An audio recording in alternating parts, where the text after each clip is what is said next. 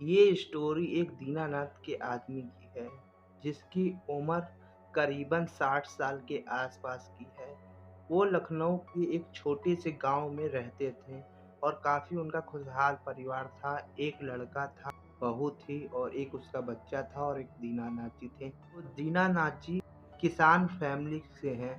दीनानाथ जी के घर से उनका खेत करीबन 2.5 किलोमीटर की दूरी पे था। तो ठंडी का समय था और जानवर काफ़ी थे। तो वो अपने खेत में ही रात में सोते थे। उनके खेत में फसल उस टाइम मटर का हुआ रहा, तो मटर इंसान के सहित-सहित जानवर को भी काफ़ी पसंद है। वो रात में अपने खेत में ही रहते रहे। खेत में एक झोपड़ी बनाए थे। ऊपर खड़पा था और नीचे जो है मिट्टी का पूरा झोपड़ी जैसे होता है ना, तो वैसे झोपड़ी था। तो उसी में रहते रहे रात में। हर रात में से एक रात खाना खा कर के वो अपने खेत की तरफ बढ़ रहे थे। वो जब भी जाते रहे अपने खेत में, तो एक टॉर्च लेके जाते रहे और एक लाठी लेकर के जाते थे। तो एक दिन वो जा रहे थे, खाना ना खा लिए थे और वो खेत में रात में सोने के लिए जा रहे थे।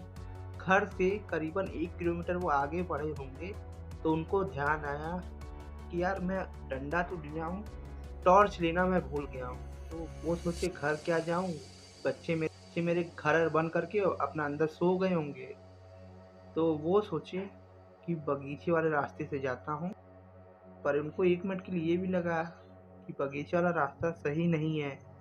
वहाँ पे इतनी बात सुने हैं, बगीचे के अंदर सही लोग नहीं रहते हैं, काला जादू करते हैं और जो इंसान मर जाते हैं, उनका रात में ही क्रियाक्रम करके उनकी आत्मा को हांडी में बंद कर लेते हैं।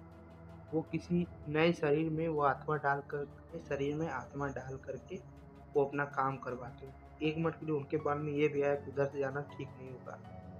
पर वो भी जिद्दी टाइप में थे कि यहीं का रहने वाला हूँ, मेरे को क्या होगा, चलते हैं उसी वाले रास्ते से, बगीचे वाले रास्ते। तो बगीचे वाले रास्ते से चलते जा रहे हैं, चलते जा रहे हैं, चलते जा रहे हैं। तो थोड़ी दूर वो आगे गए होंगे, तो उनको पीछे से कोई आवाज़ दिया, "अरे दीनानाथ कहाँ जा रहे हो?" वो वहीं पे रुक गए कि "अरे कहाँ जा रहे हो?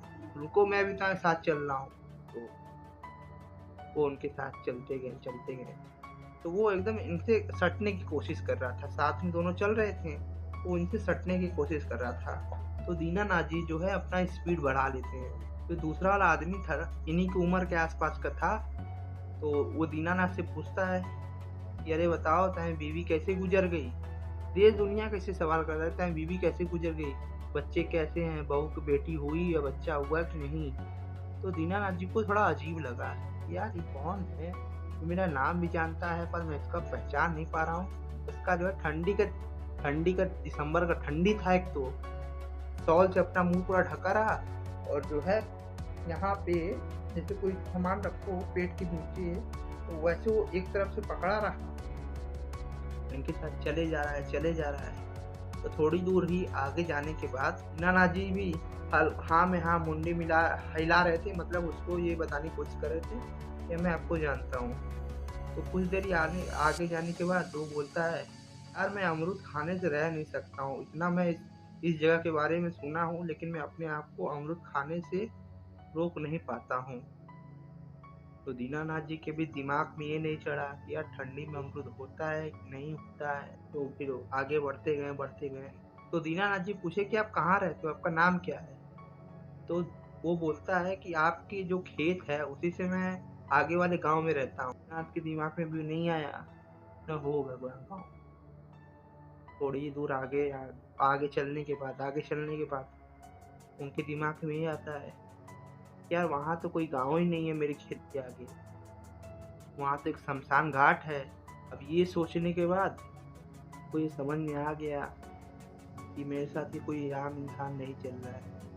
और वो सोचने के बाद उस सड़क जैसे एक डेड बॉडी को आप रख दो तो 20 दिन 25 दिन तो स्मेल नहीं आती सड़ने की, वैसे अब वहाँ उसके बगल में से आ रही थी। वो चलने लगे, तो उसके चलने की आवाज़ धीरे हो गई।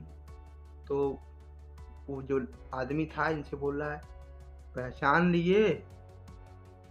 ना नाजी जितना तेज से भाग सकते रहे, भागे वहाँ से और भाग करके गए अपने झोपड़ी में और झोपड़ी जो है बंद कर लिए। और आग लगा ली झोपड़ी के अंदर। लकड़ी-वकड़ी रखे रहे, तो अंदर लगा लिए आग। और आग लगाने के बाद उनको ये लगा कि चलो ऊपर तो मिट्टी का है, अंदर जो है वो नहीं आ पाएगा, और जो है ना नकारात्मक शक्ति आग के पास नहीं आती है। अब 1 घंटा बीत गया, उनको ये लगा कि वो उसी के जस्ट बाहर ही खड़ा है, जो झोपड़ी है उनका, जो शेल्टर टाइप में बनाए थे, वो उसी के बाहर ही खड़ा है। अब लकड़ी का आग भी खत्म होने वाला है। उनके दिमाग में ये आया, बगल में ही एक हनुमान जी का मंदिर है, जो कि चौबीसों घंटा खुला रहता है, मैं वहीं जा कर के रात गुजारूँ। तो अपना वो गेट खोलते हैं और उसी मंदिर में वो चले जाते हैं और पूरा रात गुजारते हैं। रात गुजारने के बाद वो जाते हैं अपने घर में और ये सारा बात बताते हैं, और ये भी बोलते हैं कि अब हमारे ज़मीन पे उस आदमी का साया है, तो हम इस ज़मीन को बेच देते हैं, कहीं सिटी में चले जाएँगे, वहाँ ज़मीन लेकर के रह लेंगे, क्योंकि जान है तो जहान। ये एक छोटी सी स्टोरी थी।